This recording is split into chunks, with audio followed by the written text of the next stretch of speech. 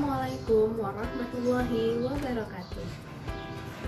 Perkenalkan, nama Ibu Rati dari SMP Negeri 6 Tangerang. Bagaimana kabarnya anak-anak hari ini? Ibu harap kalian semua dalam kondisi sehat walafiat. Amin. Nah, sekarang Ibu akan menjelaskan tentang aplikasi tekanan zat kehidupan sehari-hari pada video kali ini. Perhatikan videonya ya.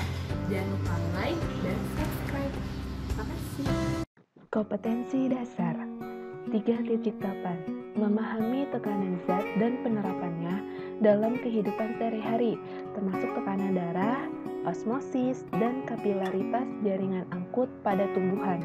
4.8 menyajikan data hasil percobaan untuk menyelidiki tekanan zat cair pada kedalaman tertentu, gaya apung, kapilaritas, misalnya dalam batang tumbuhan. Indikator pencapaian kompetensi atau IPK 3.8.5 siswa dapat menganalisis mekanisme pengangkutan air dan nutrisi.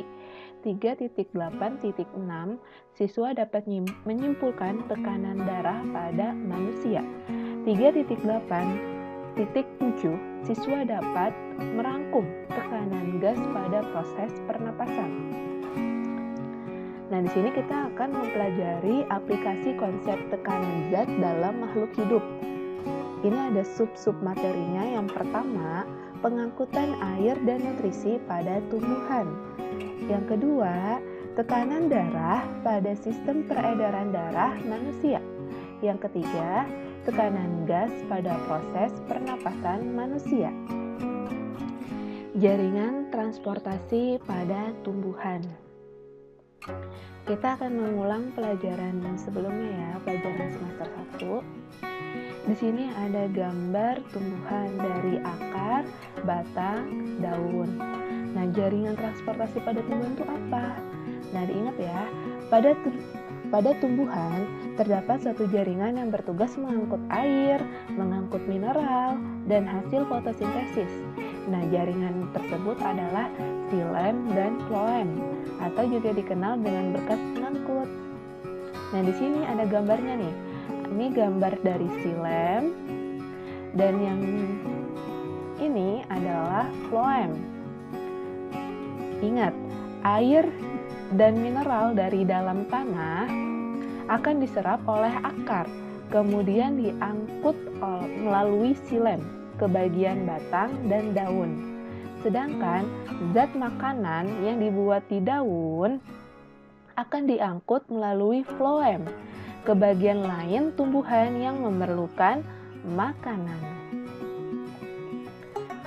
Nah, kalau untuk pengangkutan air pada tumbuhan, di sini dilihat air diserap melalui bulu akar, oleh bulu akar atau rambut akar, dan masuk ke dalam epidermis melalui proses osmosis. Nanti kita akan belajar tentang osmosis. Kemudian, air akan menuju korteks setelah epidermis. Dari korteks, air masuk kemudian melalui endodermis, ya, endodermis dan perisekel. Selanjutnya, air masuk ke jaringan xilem yang berada di dalam akar. Setelah tiba di xilem akar, air akan bergerak menuju ke xilem batang, lalu ke xilem daun. Nah, di sini bagannya air, epidermis, kemudian korteks, kemudian masuk lagi ke endodermis, lalu ke perisekel, dan terakhir adalah xilem. Nah, ini masih xilem akar. Nah, tadi kan ada kata-kata proses osmosis. Apa sih itu osmosis? Nah, osmosis adalah perpindahan air melalui membran permeabel selektif dari bagian yang lebih encer ke bagian yang lebih pekat. Pekat itu lebih padat. Nah, osmosis pada tumbuhan terjadi secara alami dengan adanya perbedaan konsentrasi air yang ada di luar dan ada di dalam tumbuhan yang menyebabkan air akan keluar masuk. Di sini ada gambar sebuah kondisi osmosis. Nah, peristiwa masuk keluarnya air dalam tumbuhan dipengaruhi oleh lingkungan. Pada saat keadaan hipotonik, di sini gambarnya hipotonik, maka air akan masuk ke dalam tumbuhan. Namun apabila lingkungan sekitarnya hipertonik, maka air akan keluar dari tumbuhan yang akan menyebabkan tumbuhan kekurangan air. Tumbuhan tidak mempunyai mekanisme pemompaan seperti pada jantung manusia. Lalu ada pertanyaan nih anak-anak, bagaimana air dapat naik dari akar ke batang, kemudian ke daun? Bagaimana? Nah, di sini lihat ya.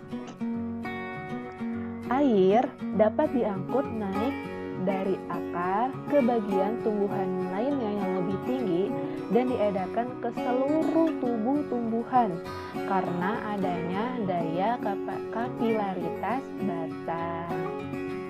Apa sih itu daya kapilaritas batang? Nah, di sini kita lihat sifat daya kapilaritas batang ini seperti pada pipa kapiler, seperti pada gambar nih. Pipa kapiler memiliki bentuk yang hampir menyerupai sedotan. Akan tetapi diameternya sangat kecil, Apabila salah satu ujung pada pipa kapiler dimasukkan ke dalam air, nah di sini maka air yang berada pada pipa tersebut akan lebih tinggi daripada yang berada di sekitar pipa kapiler. Nah, dia akan otomatis naik jadi lebih tinggi. Nah, begitu pula pada batang tanaman. Air yang berada pada batang tanaman akan lebih tinggi apabila dibandingkan dengan air yang berada pada tanah. Nah, daya kapilaritas batang ini dipengaruhi oleh adesi dan kohesi. Apalagi sih Bu adesi kohesi? Nah, nih di sini ada adesi, ada kohesi.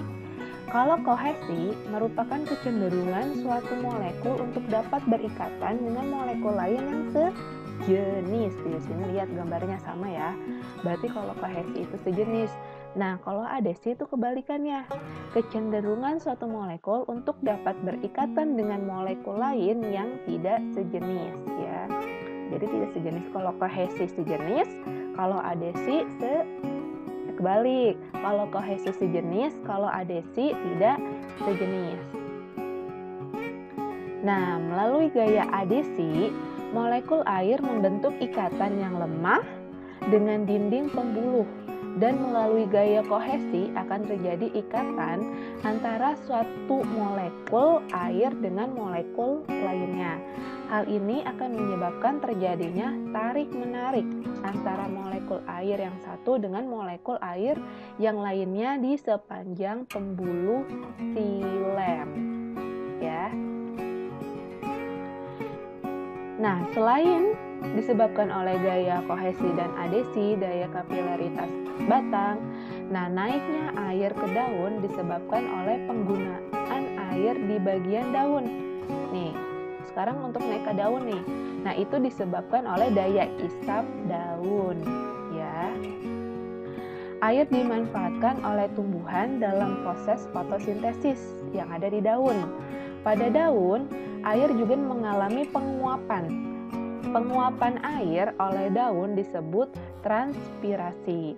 Penggunaan air oleh bagian daun akan menyebabkan terjadinya tarikan terhadap air yang berada pada xilem, sehingga air yang ada pada akar dapat naik ke daun. Jadi, di dalam akar ada tekanan akar, kemudian di batang kapilaritas batang, kohesi dan adesi. Nah, kemudian di daun ada daya hisap daun ya. Tekanan akar, kapilaritas batang, dan daya hisap daun. Nah, setelah kita mempelajari pengangkutan air pada tumbuhan, nah sekarang kita akan mempelajari tentang pengangkutan nutrisi pada tumbuhan. Di sini kita lihat proses pengangkutan nutrisi yang merupakan hasil fotosintesis. Nah, fotosintesis adanya di daun, berupa gula dan asam amino ke seluruh tubuh tumbuhan. Pengangkutan hasil fotosintesis dari daun ke seluruh tumbuh-tumbuhan terjadi melalui pembuluh floem. Tadi kalau air silem, nah sekarang kalau nutrisi adalah floem, ya. Nah, itu perbedaan antara silem dan floem. Perjalanan zat-zat hasil fotosintesis dimulai dari sumbernya, yaitu daun, daerah yang memiliki konsentrasi gula tinggi, ke bagian tanaman yang konsentrasi gulanya rendah. Jadi langsung turun dia ke bawah ya di sini. Jadi untuk kalau nutrisi itu lebih mudah daripada tadi silem, karena silem kan tadi banyak banget ya air dari akar, terus kapilaritas batang, kemudian daya hisap daun, ada gaya kohesi dan gaya adhesi. Sedangkan kalau nutrisi itu tidak terlalu sulit, karena dia hanya pengangkutannya dari daerah yang memiliki konsentrasi gula yang tinggi ke daerah yang memiliki konsentrasi gula yang rendah. Jadi dia ke bawah, ya. Nah, kemudian tekanan darah pada sistem peredaran darah manusia. Tekanan yang terdapat pada pembuluh darah memiliki prinsip seperti hukum Pascal. Masih ingat nggak hukum Pascal? Nah, ini gambarnya ya. Menurut hukum Pascal, tekanan yang diberikan kepada zat cair dalam ruang tertutup akan diteruskan ke segala arah. Nah, di sini hal ini karena tekanan pada pembuluh darah merupakan tekanan yang berada pada ruang tertutup. Nih kita lihat nih, ini ruang tertutup ya. Di dalam pembuluh darah ini ruang tertutup, sehingga darah akan diteruskan ke segala arah dengan besar yang sama.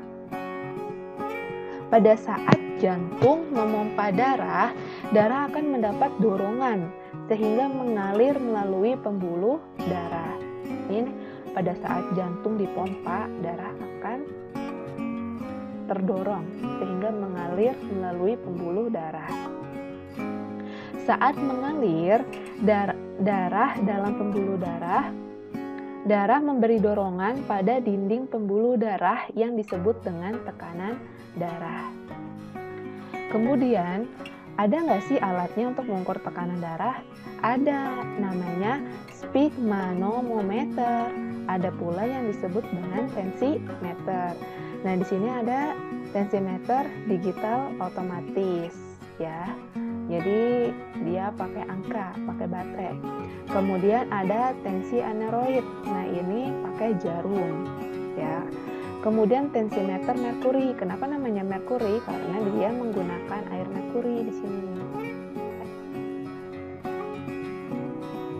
Selanjutnya, tekanan darah diukur di dalam pembuluh nadi yang besar di bagian lengan bagian atas di sini nih. Lengan bagian atas. Tekanan darah normal itu sekitar 120/80 mmHg. Nah, loh ada dua angka. Nah, apa sih 120? Nah, apa sih 80? Nah, nih angka pertama yaitu 120. Angka pertama menunjukkan tekanan saat bilik berkontraksi dan darah terdorong keluar dari bilik jantung melalui pembuluh arteri yang disebut dengan sistol. Nah, kalau 80 bagian bawahnya yang angkanya lebih kecil, nah ini yang disebut dengan diastol. Diastol itu tekanan saat bilik relaksasi, jadi berlawanan ya. Dan darah masuk menuju bilik jantung tepat sebelum bilik-bilik ini berkontraksi lagi. Jadi pada saat relaksasi makanya angkanya lebih rendah ya. Kemudian terakhir nih, submateri terakhir yaitu tekanan gas pada proses pernapasan manusia. Di sini kita lihat ya, ini adalah proses pernapasan manusia. Di dalam paru-paru terdapat alveolus. Nih, alveolus. Terjadi pertukaran antara oksigen atau kita singkat menjadi O2 dan karbon dioksida, kita singkat jadi CO2. Setiap menit paru-paru dapat menyerap sekitar 250 mili oksigen, dan mengeluarkan sebanyak 200 mili karbon dioksida. proses pertukaran antara O2 dan CO2 terjadi secara difusi. Difusi itu proses perpindahan zat terlarut dari daerah yang memiliki konsentrasi dan tekanan parsial tinggi ke daerah memiliki konsentrasi dan tekanan parsial yang rendah. Nah, ini kita akan baca. Sedangkan kalau tekanan parsial itu adalah tekanan yang diberikan oleh gas tertentu dalam campuran gas tersebut. Di sini kita lihat kalau misalkan tekanan parsialnya pada oksigen kita singkat menjadi PO2. Ya. Kalau misalkan pada karbon dioksida berarti PCO2 di sini ya. Pada sistem peredaran darah, tekanan parsial antara O2 dan CO2 bervariasi setiap organ. Darah yang masuk melalui paru-paru, di sini di arteri pulmonalis, ya, memiliki PO2 yang lebih rendah daripada PCO2 yang tinggi. Di sini. Daripada udara di dalam alveoli ya. Alveoli itu merupakan jamak dari alveolus. Pada saat darah memasuki kapiler alveoli, CO2 yang terkandung dalam darah berdifusi menuju alveoli. Dan O2 yang terkandung dalam udara di alveoli berdifusi ke dalam darah. Akibatnya, PO2 dalam darah menjadi naik nih, yang tadinya 40 jadi 100. Dan PCO2 dalam darah menjadi turun, yang tadinya 45 jadi 40. Nah, itu karena difusi, ya, karena proses difusi. Nah, kemudian darah tersebut selanjutnya menuju ke jantung. Kemudian dipompa, darah menuju ke jantung, kemudian dipompa ke seluruh bagian tubuh. Pada saat darah tiba di jaringan, O2 dalam darah tersebut mengalami difusi lagi menuju jaringan tubuh. Nah, kemudian kandungan CO2 dalam jaringan tubuh lebih besar daripada kandungan CO2 dalam darah. Di sini CO2 lebih besar daripada CO2 dalam darah.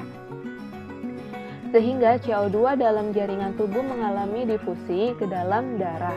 Setelah melepaskan O2 dan membawa CO2 dari jaringan tubuh darah kembali menuju jantung dan dipompa lagi ke paru-paru. Seperti itu, muter.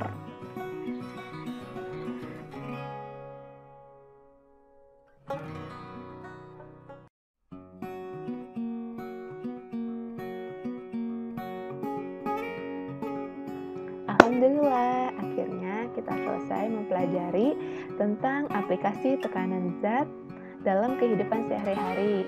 Nah, jangan lupa ya, kerjakan tugasnya dan tetap menjaga protokol kesehatan. Mari kita akhiri dengan membaca hamdalah. Alhamdulillahirabbil alamin. Ibu mohon undur diri, mohon maaf apabila ada kesalahan.